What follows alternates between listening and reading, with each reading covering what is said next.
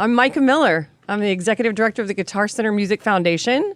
And please check out this episode featuring Glenn Noyes and Ed Barguiarena. Barguiarena.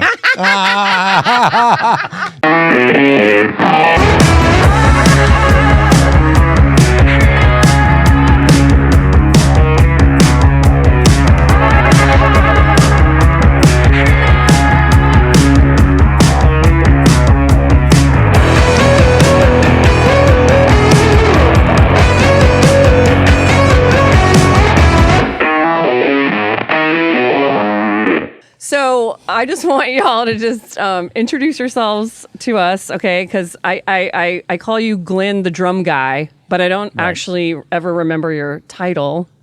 Sure. So I am Glenn Noyes. I work at Guitar Center as the director of merchandise for percussion and the execution of drums in our stores and online. awesome. And Ed, you're just like a jack of all trades. I'm kind of a jack of all trades. I work as a composer and a drummer, producer, mixer, all that stuff. Anything that has to do with sound and connecting people through, the medium of music. So the reason I wanted to have y'all on together is because A, you're both drummers, and B, we've done a lot with fire relief. Glenn basically ran the whole program when we did the Maui fires, which now seems like such a small thing compared to Right. what happened here in LA, but also helped me with so many drummers where I'd be like, can you just deal with this drum person? Because I don't know anything about drums, He got tons of stuff donated from the manufacturers, and it was just like anything that was drum related, I was like, can you please help?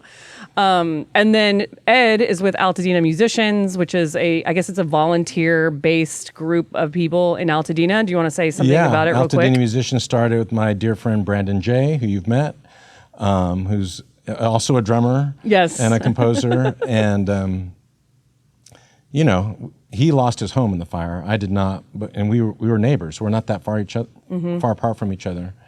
But it was just about, that moment in wanting to keep the community connected. And as musicians, knowing a lot of musicians, from beginners to professionals in Altadena who had lost everything. Yeah. It was, what can we do in this moment to make life a little easier? Yeah. So we started by just trying to find ways to connect people and replace things that could be replaced so that the gift of making music, they didn't lose that. Maybe they lost a lot of other stuff, but they can reconnect to making music with an instrument. And then it just started growing bigger and bigger and bigger. Yeah. We got connected with you here at the Guitar Center Foundation. Mr. Holland's Opus also helped out. Manufacturers helped us out. And community members helped out. So people were like, I have a guitar that I don't play anymore. Right. I'm going to give it to somebody. Or I found somebody who had bought a drum set and she said, I bought it when I had a midlife crisis, but it never worked out. But it was, I want to give it. So like finding purpose. And connecting the donor, the giver, with the person that needs with it, the recipient, which is really cool. Yeah. I think that's really cool. We had that with the drummer from Ario. Yeah. Where he gave us 3 drum sets. Yeah. That, he was going to sell, and he said, I'd rather give them to people in need. Yeah. And that was great. Yeah. Brian. Yeah, Brian Hitt. Yeah, I wanted to give him a shout out. Yeah. So that's why I wanted to bring y'all on together. And it's really funny because when the Maui stuff happened, I created like an application and blah, blah. We really didn't use it because we had somebody on the ground. Remind me of his name. James Samara. James Samara, thank you. Yes. And so he kind of was our, boots on the ground to kind of vet people and tell us who was legit. But the good news is that I had the system set up. So like literally when the fires happened, I was like the very next day, we're doing this, and here at Guitar Center, people are like, oh, but what if we're going to get overwhelmed? We really don't have that much money. I was like, we're just going to, keep doing it until we can't. Yeah. And so, we raised over $1.3 million actually, not just cash, but like in product. It was like so many of the vendors like gave us product. Music and Arts gave me over 1,000 instruments. I got to show you actually. Remind me to show you because it's you can't believe it until you see it. I mean, it's almost all gone. But the applications just started pouring in. We got over 2,000. And I just was like, I'm just going to keep going until I can't go anymore. So we helped 600 people. Yeah. And then I think, just in the last few months working with y'all, so like at the end of June, I was just like, okay, that's the end. I got to move on to some other things. And so I said, let's just partner with Altadena musicians, whatever you guys need. So there was a truckload that you and Brandon came and got. And then Juan came on Thursday, I think. And then this morning, Vince came. And he said he didn't even know who you were. Yeah. But I did bump into him this morning. Oh, you did? Because we have a new space now that we're starting to use. Yeah. I think, that's part of the nature of it is people jump in when they can, you know, and I didn't lose my home, but I'm dealing with a lot of other stuff that has to do with insurance, and we're still displaced. And, life gets messy when you're managing a disaster and everybody is managing a different level of disaster. Yeah. So we kind of jump in when we can. Yeah. But, I think part of it is the spirit of Altadena, which is kind of like that. It's like I remember calling somebody who I didn't know and said, hey, can I borrow your truck? Like, yeah, I'll leave the keys on the floor, just fill it up with gas and put it back. I mean, that's kind of the spirit of Altadena musicians, was helping people and being connected in a real common organic sense, kind of neighborly way. Yeah, it's super cool. Yeah. And I don't know if you remember how we met, but you were working with the LA Phil, and I was with Harmony Project. And I don't think I saw you or talked to you for a decade. And then when, the applications were coming in, it's like any name that I saw that I knew, I like reached out to y'all. You did. Personally. Every single person that I knew, I called them up or, emailed. And I remember I was saying like, I'm overwhelmed. And you're like, I don't really need help right now. And do you feel like any like survivor's guilt?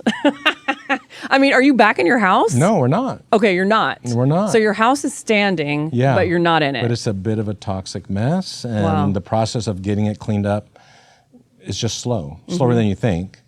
I mean, we're still not expecting to be back maybe till December or January. Oh, wow. So it'll be a year. Yeah. And, you in some ways it's harder to have your home still standing because I was going to say, is it like kind of a little bit better for it to be totally... Yeah, in some ways it is. What is it? Is it the air inside, or did it get into the walls? It got into everything. So we had soot and ash, obviously, and then we had environmental testing, and we have lead in the house. High levels of lead, Wow. So that means they have to suck out all of the insulation in the attic. They have to basically get rid of every appliance. Like anything that can't be guaranteed to be safe to be turned back on or has heat that might activate lead, which is a bad thing, needs to be tossed. And so this the process of doing that. So like, are your instruments kind of stuck in there? Or my instruments in my studio aren't as bad as the stuff in the house, but in the early days, like when you reached out, we didn't have any of the testing. We were just like, stay away. And, so stuff in my studio is probably okay. I still have to deal with things that are in my garage, like drum cases that are soft cases that when you wash them, they're going to lose their shape. So those need to be replaced. Drum heads really can't be wiped free of lead. So it's like stuff like that. Yeah. And, this is the stuff that you always save. So you have, when a head breaks, you're like, oh, I just have a bunch of them in the garage. Now they're useless. Yeah. So that kind of thing. And just the feeling of being overwhelmed, seeing your whole community basically burned to the ground is heartbreaking, and all the stories that we've had. So, and y'all are so positive. Like Brandon and you are just like so positive. I kind of remember a couple phone conversations or emails with Brandon in the beginning where I don't think he was feeling as positive. But now, it's great. I love what y'all are doing. And can you talk a little bit about the store? Because this is what I think is really cool. The store. Yeah. Do you know what I'm talking about? No. Okay, so our store? What Matt told me is that y'all have a space now. Oh, the space we have now. And that there's a store. So basically the people who lost things that are vetted through them can go in and just get things. Oh, yeah, okay. We just had like a ton of random microphones and speakers, and that's what I loaded them up with today. Yeah. Okay, I understand what you're saying.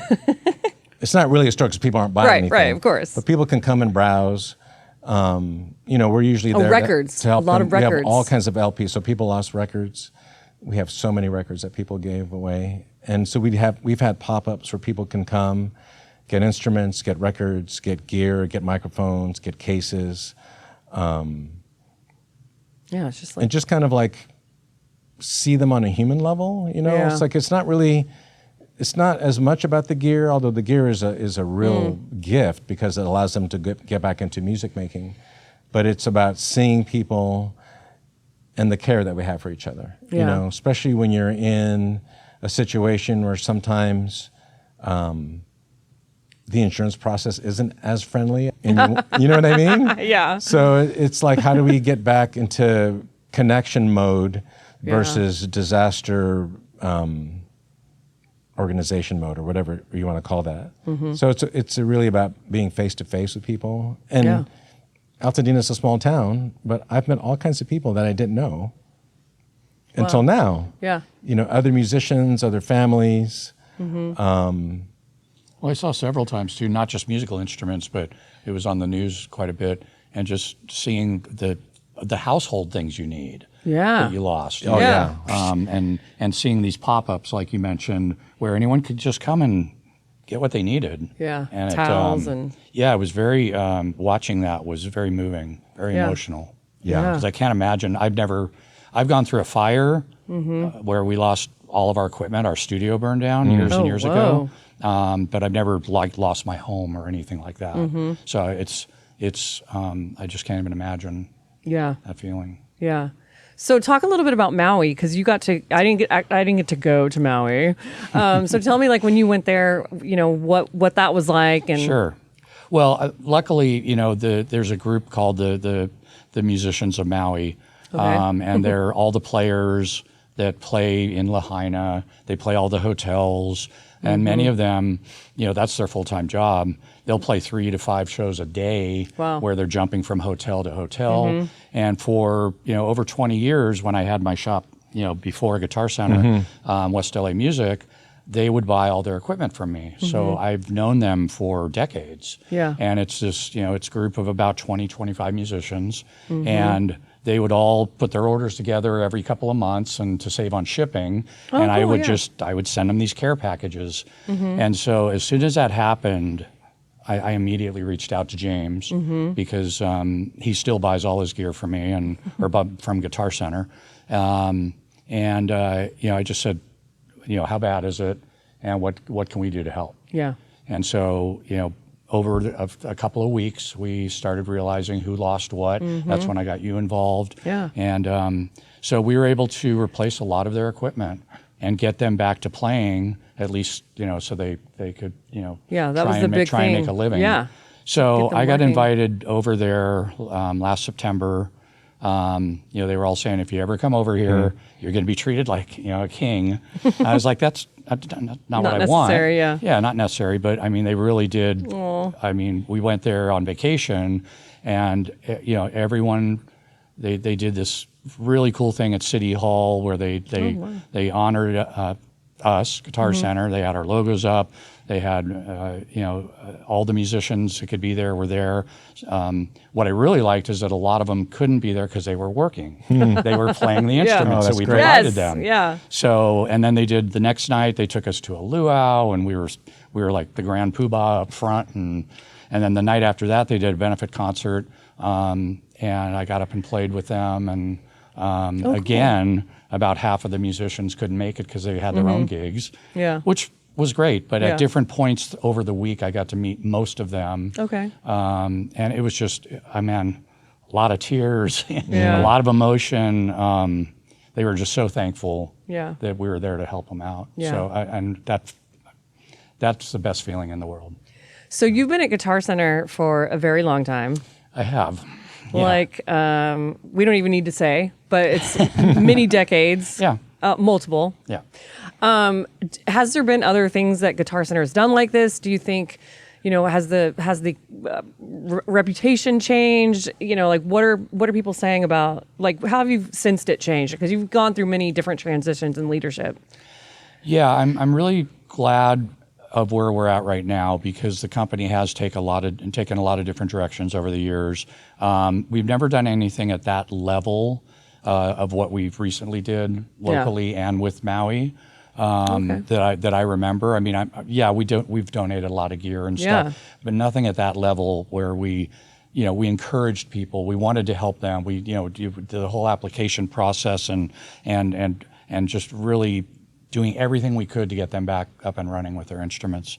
But there's a lot of community things we've done over the years that promote music, from clinics to, concerts to, we used to have a TV show. It was filmed at the Hollywood Store. Every week we'd have a major band on there, and they'd perform, but then we'd have a sit down with them and just like this. Nice, yeah. Yeah, and it was great. And you could find them all on YouTube. Oh, cool. But we had everyone from Cheap Trick to, just a major bands. Yeah. And then, of course, our Rock Walk, which, celebrates music and musicians.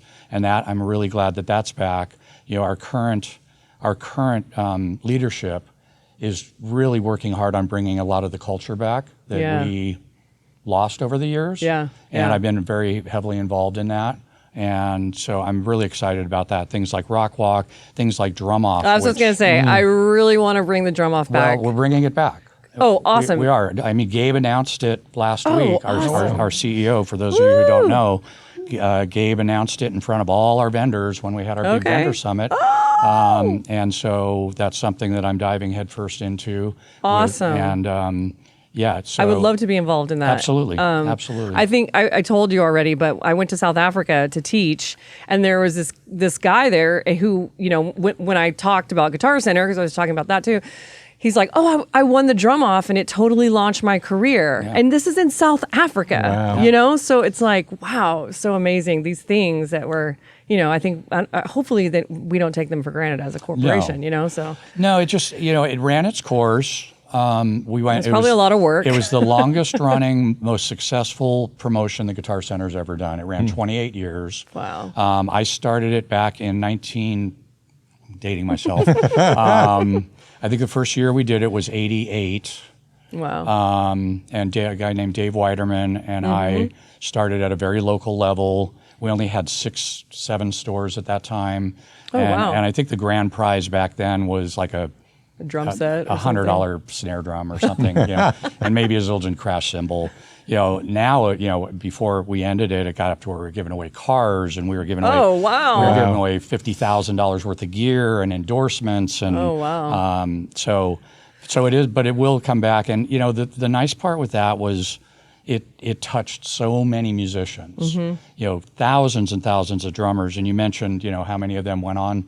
Jay-Z's drummer was a Drum Off winner.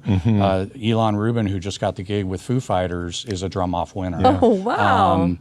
Todd Schuckerman, he wasn't in the finals, but he's with Styx. He was in Drum Off. So all these guys that are he didn't win. He won, but regionally. It was when it was smaller. It was back in the early days. Glenn Sobel, who's with Alice Cooper right now, he won in 1991, I think it was. Yeah. So it's not only launched careers, but it's just, every year we would do it, it would touch 6,000 drummers, because you'd have entrants in every store around the country, and, we would slowly build up to this big grand finals. But over a period of 4 to 6 months, you were just constantly, talking drums. Yeah. And getting people into the stores and getting them to play drums. And it was just the most awesome thing. So that's why we're bringing it back. Yeah, I'm so excited about that. Yeah. So Ed actually had mentioned something about community and drummers, and I don't want to speak for you, so this is like a great opportunity for you to chime in about what you were saying to me. It's true for every musician, I'll say, but I think the drumming community is pretty low key in a lot of ways. Like, we just like to hang, and it's, I think part of the thing about any music maker is it's not just the sound you make, it's who you are as a person, and how you can connect with people. As musicians, we're trying to connect with audiences, and we're trying to connect with our bandmates. It's rarely a solo activity. So I think that sense of community is part of what we do as we make it, but then when we're off stage, we're also hanging out, but it's less competitive. It's more. If you ask a drummer to tell you all their secrets, they will. You're so right on that, because I tell people this all the time when we do clinics. A drum clinic, you'll have hundreds of drummers show up because they all want to learn from each other. Yeah. But when we used to do guitar clinics, you'd get maybe 30, 40 people. I wasn't going to call out a specific instrument, I am. I love to razz my guitar players all the time about it. But yeah, I mean, it's true though. I mean, we would have the same level of player, but guitarists, they kind of stick to themselves, and other instruments as well. I'm not picking on guitarists, but to your point, drummers are a community that there's nothing else like it. They love to be together. They love to just hang out in the drum shop like you used to come in. Exactly. You didn't, whether you bought something or not, it really didn't matter. It was, you came down to talk about your gig last weekend, or the new snare drum you bought, or just whatever it was. It's a great community. Yeah, that's really cool. Yeah, and now with it being online, there's all kinds of things where people are collecting vintage gear, or they're asking, how do I restore this drum, and what do I have? Like sometimes people find things, and anything from cymbals to any old drums from the 1940s and 30s. Wow. There's a big community out there that is just about the love of, part of it is the beauty of making those instruments and how special they are. But it's just another opportunity to hang and say, well, what are you doing with that? Not just do you own it, but what are you doing? And then who are we looking at? So I just feel like it's just different. It's always an easy hang, is what I would say about being in the drum community. Yeah, that's cool. So how did you, I'm going to ask you both, but how did you get your start? And more specifically, was there a person, our theme is giving music. Was there a person that kind of gave you the opportunity to play or gave you an instrument? Like, how did you get your start? Either one of y'all. I'm going to ask you both, so. I was fortunate that I had parents that were both musicians. Okay. So they gave me that opportunity early on, both myself and my brother. They said, we would like for you to try an instrument, your choice. My dad was actually a very well-respected trumpet player, played on the Ed Sullivan Show back in the day with his band when he was in college, and then he was part of the Marine Corps band as well. And he still plays to this day. And my mom was a pianist. And so we did the total Van Halen story where I started on guitar and my brother started on drums. And I would find myself racing home to beat him home so I could play his drums, because I wasn't learning the guitar real quick, but I loved the drums. And so we ended up swapping, which is what Eddie and Alex did. Oh, I didn't realize that. Yeah. Okay, cool. Yeah, that's a very famous thing with the Van Halen brothers, that they started on opposite instruments. So I was 10 years old and started playing right away in bands. And by when I was 14, we played our first show, which was for 1,000 people at a 4th of July outdoor battle of the bands, and we won. Wow. And I just got a taste of that. Yeah. The crowd and the rest is history. Yeah. So. Ed? I started, I was just lucky. I always say I was lucky where I grew up. I grew up in the Bay Area, and we just had a great public music program, in the public school.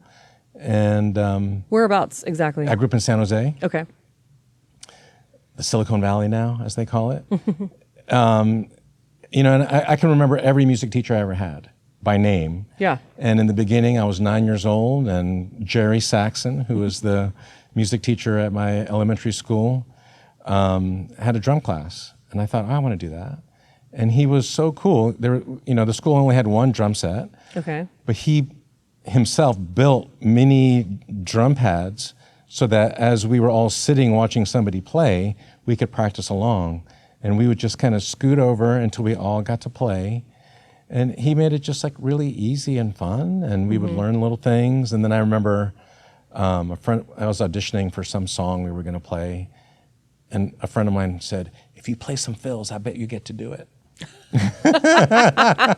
So I just started playing easy fills, and sure enough, I got chosen to play on that song. And then I went to, a junior high that had a good music program. And then we had an all-star junior high district band that I was in. And we would, play jazz, big band tunes and Beatles songs. And then we would get out of school a couple times during the year and go tour other schools. So it just kind of went from, and I didn't read music at the time. So, it's pretty rare that you play drum set first. Yeah. So I did that first. Okay. And then more luck happened. I went to essentially a public high school that was an arts high school, like a LaGuardia cool. kind of school. And my freshman year, right before I entered, the marching band had just won the national championship. So like you just walk into a situation where all of these people who look like you that are your age can really play. Yeah.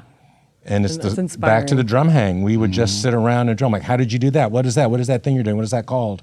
And you just start learning and you're playing on everything, right? You're playing on the floor, you're playing on trash cans, you're playing on drums, and you just start going. And then I had, more great teachers, and I was in the local drum and bugle corps, which also had just won the national championship, So you did like drumline? Yeah, I was in the Santa Clara Vanguard, which was like, Oh, really? Yeah. Oh, no way. That's awesome. So is Felipe Pastine. Oh, really? Yeah. One of our guitar center people. So you just keep bumping into lucky situations where people know more than you do, and they want to teach you. So that my whole career has kind of been like that. I just keep saying, like I told you earlier, I just keep saying yes to things because I inevitably learn something from somebody who's really cool, and it just becomes part of your creativity, whether it's expressed in music or just life. Yeah. I think it's it's the universal skill that we all have if we work on it. Yeah. So Glenn, one of the things I really respect about you is that you have this job, this corporate job, if we could call it that, but you're also a performing musician, professional musician, and you have put these two careers together. And that's always been really important to me as well. And I think it's funny because sometimes I feel, am I a failed musician because I have this job, or am I a failed this because I'm still a musician? So how do you find that balance, or is that something that's always been important to you, or Yeah, it's kind of like Ed said. I like to keep myself busy and with different things. And if all you do is work, it's not good. It's, we work very hard here, as you know. Everyone at Guitar Center works really hard. It's a big company and it's a growing company, but I use it as separation. Yeah. And I always have. I've played in bands my whole life. And I feel very fortunate that I'm in a position right now where we're playing bigger shows, theaters, and stuff. For years I did the cover bands and the bars and stuff, and being out till 2 and 3 and 4 in the morning, and it was great. It was fun. We entertained people, and that's what it was all about. And I was drumming every night, and that was cool. But no, I use it as a separation, just to. I love, and I'm sure you can relate, when there's nothing like when you sit down and start playing and you have a crowd that's really into it. You're giving them an experience, especially in the current situation. I'm in a Elton John tribute band called Yellow Brick Band. Oh, come on. And that's awesome. And they're really good. When you see people singing every word and dancing and creating an experience, it's not just going to a show. When you can see that you're touching people like that, that's the best feeling in the world. And we do that here as well. I mean, every time we sell an instrument to someone, we're helping people create music. Yeah. So I tell people all the time, I sell drums, I buy drums, I play drums. It's like I'm surrounded. Eat, sleep. Yeah. I mean, I have a shirt that says that: eat, sleep, drum, repeat. It's a Guitar Center shirt, as a matter of fact. Yeah. But no, there's such a satisfaction to that, of whether I'm playing or whether it's this job and helping people play music. I love playing. Do you feel like, because I feel like when I'm playing, I can only think about playing. I'm not thinking about work. Do you It's feel the like one it thing gives that clears my head from everything else. Yeah. Yeah, I'm focused on what I'm doing. I'm in the moment, and there's not a lot of things you can do. If you're driving, you're daydreaming about work. If you're, if you're on a hike or whatever, sometimes you start thinking about work. Yeah. That's the one thing where everything else goes away. Yeah. And that's what I really like about it. Yeah. So would you say that you're responsible for all the drum stuff that people see in the stores? Well, I along with the drum team. Yeah. Of course. No, but you're if you live in, Indianapolis, the selection of drums in that store is your handiwork. That's correct. Yeah, that's what we do as merchants. That is amazing. Yeah, yeah. We decide what the assortment should be. Every store is different. Sometimes it depends on the geographical area, depends on the size of the store. But yeah, we design that assortment. That's like you're like drum god. Fine tune it all the time. I mean, it's a constant. That's a constant evolution because trends change. I mean, it could be as simple as a color change, or it could be a configuration change on a drum set. All of a sudden, E-drums might be popular one year, then hand percussion's popular, and it's a constant moving target as to make sure you're stocking the right things in the store, because you can only stock a certain amount. And drums take up a lot of space. Yeah. You walk into the guitar department and there's thousands of guitars up there because they just take up a single hook. Yeah. With drums, a typical store can maybe have 15, 20 drum sets at the most. And, so thankfully we have our website as well, where, we call it our endless aisle, because if the store doesn't have exactly what that customer wants, we can order it off the website for them. But it's do you have a hand in that as well? What's on the website? Yeah, anything to do with merchandise. Yeah. Isn't that cool? Yeah. This is the man right here. It's a great feeling. It really is, because it's providing what the customers want. Yeah. And we hear from drummers all the time, whether it's customers or our store staff, where they'll say, "There's this hot new product that we really should carry," and we'll look into it. And 9 times out of 10 we will, if it's something that So it's actually more ground up than like top down. It's both. Okay. It's both. I mean, the manufacturers come to us with new ideas a lot. We actually work very closely with most of the drum manufacturers to help design products. We have a lot of exclusive items that only Guitar Center has, because we helped in the design, or it may have been an idea just out of one of our heads. Wow. We've over the years, we've had hundreds of exclusive items that we just thought was a cool idea, and that's part of being a merchant. Is you got to try new things all the time. Not all of them work, but when you do find a winner, it's a pretty good feeling. Yeah. When you design something out of your head and you can go into any store in the country and see, and there it is, and you created that. Or even better, like you see people playing it live Yes. or on TV or you're doing that. That's amazing. Yeah. What are some other trends that you've seen like over time, since you've been here for such a long time? I mean, like how is, especially like, the drum machine and... Well, E-drums has become, since about 2018, 2019, that started to really pick up, and now it has become the dominant category, even more so than acoustic drums. Oh, wow. Not sure I'm a fan of that. I'm with you on that. But I get it. I mean, especially during COVID, we saw E-drums explode, because if you're stuck at home and you got a family, and neighbors, and they're all home. Yeah. So I mean, during that time, we saw categories like electronic drums, keyboards, DJ, and stuff like that just go through the roof for the entire COVID period, and that has continued because, with E-drums you can play quietly. Yeah. But I'm always suggesting that to You can people. play quietly with acoustic drums. You can play quietly, and that's you can. well, and But will you? That's the interesting part. Is we've done some studies, and unfortunately, if someone starts on an E-drum kit, it's harder to convert them to an acoustic kit. Because the feel is so different.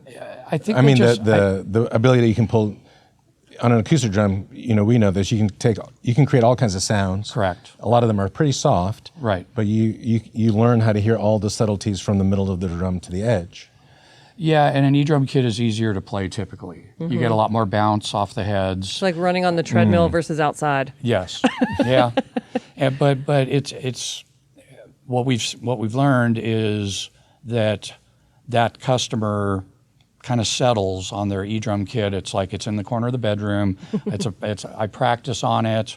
Maybe I play with some friends on the weekend, but they don't aspire as much as starting on an acoustic kit to be on stage or to become a studio musician or whatever it is you're going to want to do. The other side of that for folks that have started on an acoustic kit typically end up getting an electronic kit as well. Okay. But we have not seen that conversion the other direction. And So- Ed, you said most people don't start on drum set, right? Did I understand that correctly? Yeah. So how are they like drummers, how are they starting? It's usually like, orchestral snare drum or something like that. Okay. You're learning rudiments. Oh, okay, I and see what you're, you mean. It's just one thing. Is it not like kind of like hand percussion-y stuff? No. Really? Okay. Yeah. Interesting. But there's something that you were saying I think is interesting, which is, we're all musicians here, and we all also do other things that aren't directly related to music. But I think we always identify as musicians first. And I think that's true, for your customers and the people that we have in Altadena, where it doesn't really matter what skill level you have, it's that you identify as a music maker. And that means it's part of your life and who you are. So it still influences the way that you exist. When I do things that aren't music, I have to come back and play because my brain just doesn't work right. Yeah. Like I need that reset to go. Me too. I can go out there and do other things that are creative and new to me, but I need to come back to home base, which is music. Yeah. Yeah. I actually want to ask you about that because you've done a lot of interactive workshops with people. And so again, going back to this idea of giving music, what is the difference between working with non-musicians and that experience of like, I mean, tell me, I don't even know what it is. I just, know it's interactive, maybe drum circle-y. It's not drum. I haven't done any drum circles, but sorry.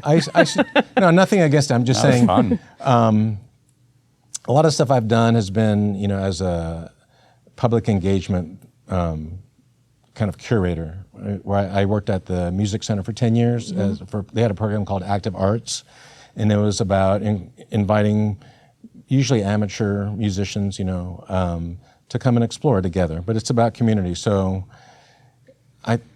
what I always try to do is get them to first off, respect them. It's like, okay, it doesn't matter where you are, you love music. That's the most important thing. Yeah. That's why you're here. That's why it attracts so many of us. It's because it speaks to you, and you want to have a piece of that. Whether you're on stage or in your living room, it doesn't really matter. You're a music maker. Yeah. But then it's also about, I think people get stuck thinking that everything has to be about technique. Yeah. And it's really about finding a place where you can make music with what you have now, so that you're not just beating yourself up saying, I should be better, and you get the actual enjoyment of making something in the moment. So when I would do those big gatherings, that was a big part of what we would talk about.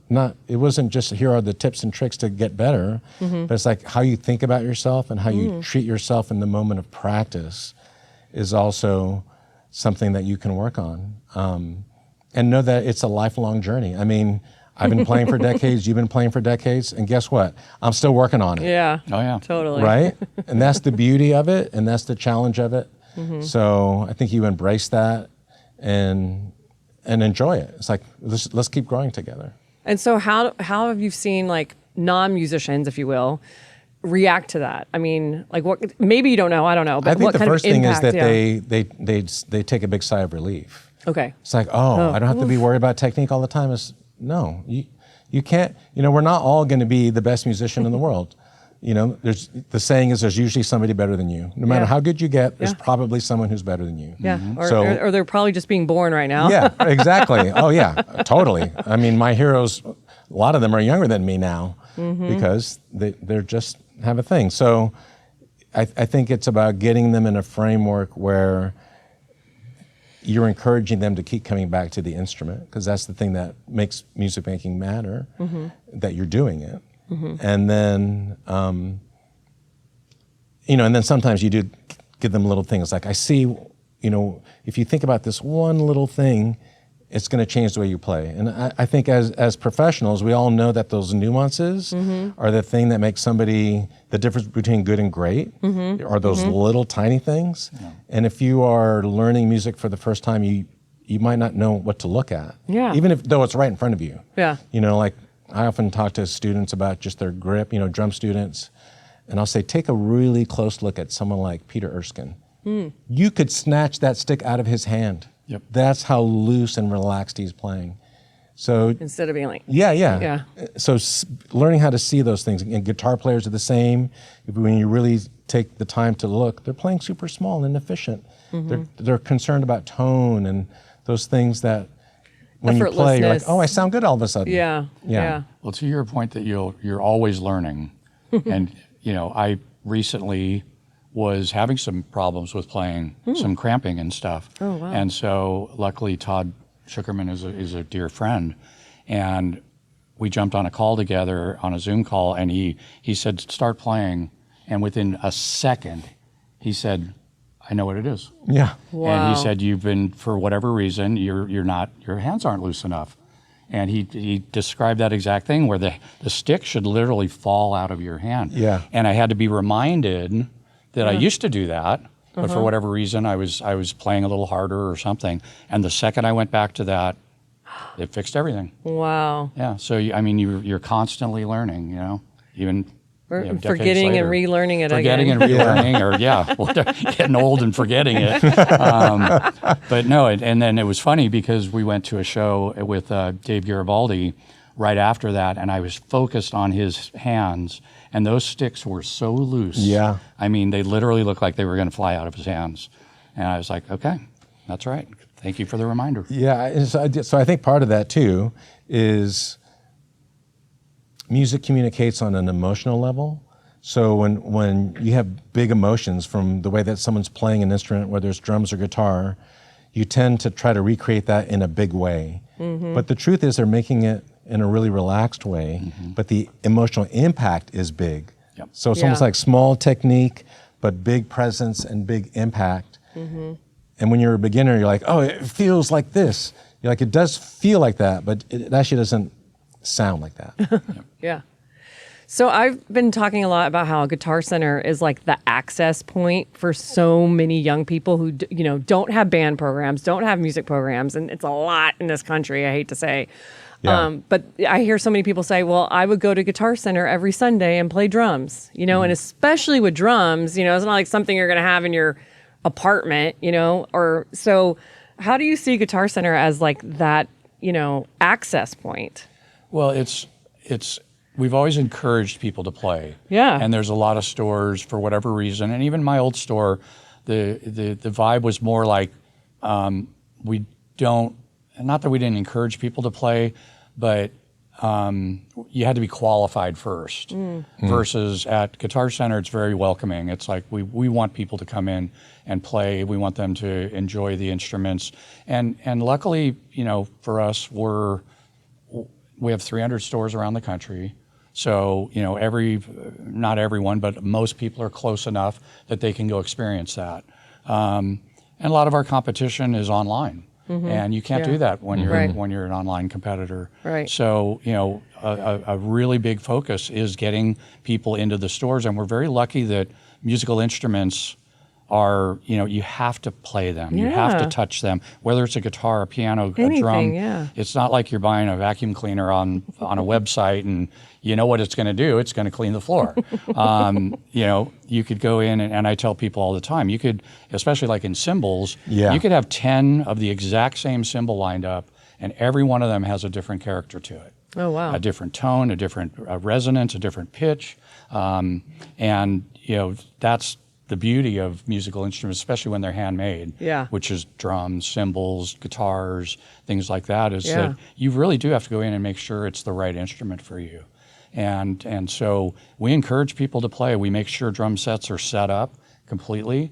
We just did a campaign where, chain-wide, we challenged the stores to set up even more kits than they have been, so that people can experience different brands, different setups, different heads, whatever it is, different cymbals, and it's so many variables. Well, it's working great. I mean, because we track that, and we're actually seeing the amount of time a customer is playing an instrument, whatever it is, has increased by 15 or 20% in the stores within the last 6 to 12 months. Wow. And that again was something that our leadership it was very important for them for the customers to have what we call a Disneyland experience. It should be like a kid going to Disneyland his first day with eyes bug out, and you can get to touch everything. You can touch everything. And Yeah, experience it. There was a time when it wasn't that way. Yeah. You'd walk into a shop and maybe there was no drum set set up, Yeah. or the guitars were all locked to the wall, and it wasn't as inviting. And now it's very, very encouraging. Yeah. Yeah. But that's pretty specific to drums, though, I would say. Yeah. And as part of, the hang Yeah. is, someone says, I saw my favorite drummer playing this kind of cymbal, I want to buy that one. It's like, well, you're not going to buy that one because that's the one that person has. Yeah. It's one of a kind. The thing that's cool about cymbals is you come and you listen to them, and it also is a way of learning how instruments change. And I think for drummers, it also helps you think about, well, what's my sound? Even though I like this brand of cymbals or that kind of cymbal, how do I go and find the one that's right for me?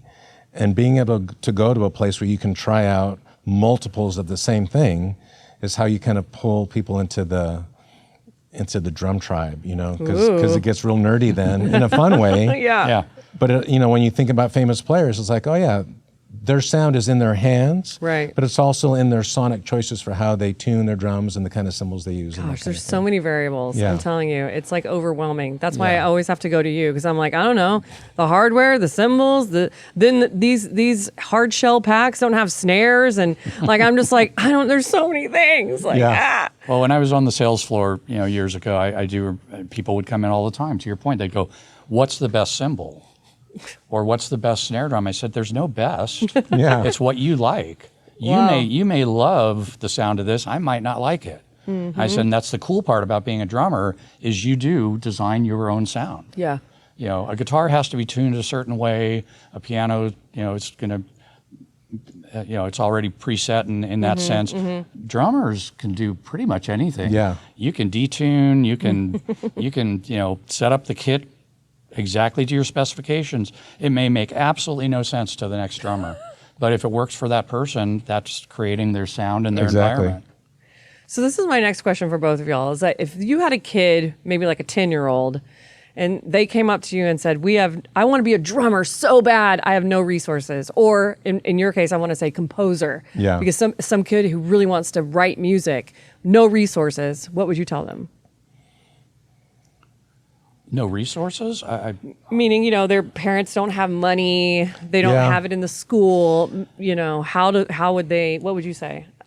Well, I would encourage them to start taking lessons, whether it's a private teacher or through, we have a great lessons program, as you know, in all of our stores, I believe now. To make sure that they really do want to enjoy that, or not enjoy it, but that they are going to enjoy that, and that they have that passion, they want to stick with it, because I've seen too often over the years where the parents just buy them a kit, and they play it for a month and they're done, and they move on.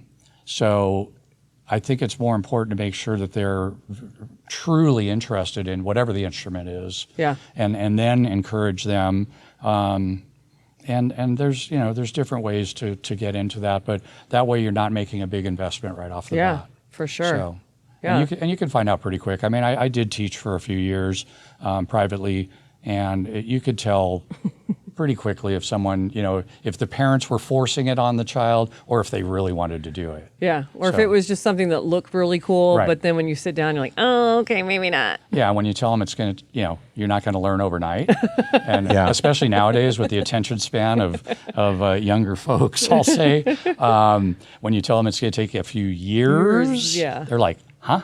Yeah. I mean, I can learn this video game in like 5 minutes. Right. Yeah. So that's actually a whole different category where we're challenged in continuing to create more musicians because there's so many other distractions in the world right now. Yeah. It does take focus. I think that's true. Yeah. I mean, I didn't have resources when I was a kid, but I knew I was connected to music. So maybe I just had a pair of sticks and a radio and I'd play on my bed. Okay. Right? Yeah. But I think finding some avenue where you're going to pursue it and say, if you're really into it, then the thing that I think people forget about musicians is we're really great listeners. And we got attracted to music by the way we were hearing something. So that's our first instrument. Your ear is your first instrument. So listen, and even if you're a drummer, just buy a pair of sticks. Yeah. That'll get you there. There you go. And see if you really feel like that's something you want to try. Like, are you connecting, and is it something you keep coming back to? Is it calling you? I think that's part of it, because there is going to be a lot of work, as we all know, but the work is worth it. Anything worth doing is worth doing well, and it takes time. So that's what I would say. And if you want to be a composer, I would say the same thing. Well, then start listening to lots of music. Like really fill your tank with all kinds of things. And, when I had a great teacher who would say, when you listen, how many times are you listening to a song? And people say once. Like, okay, well, that's not how you do it. I'm like, well, how do you do it? It's like, first you listen to the whole song, and then you pick an instrument and you listen to just that. And then you pick another one and you listen to that. And then you pick another one. So you learn how to focus your ear on what those things are doing, so that as a composer, you're learning what is typical for those instruments.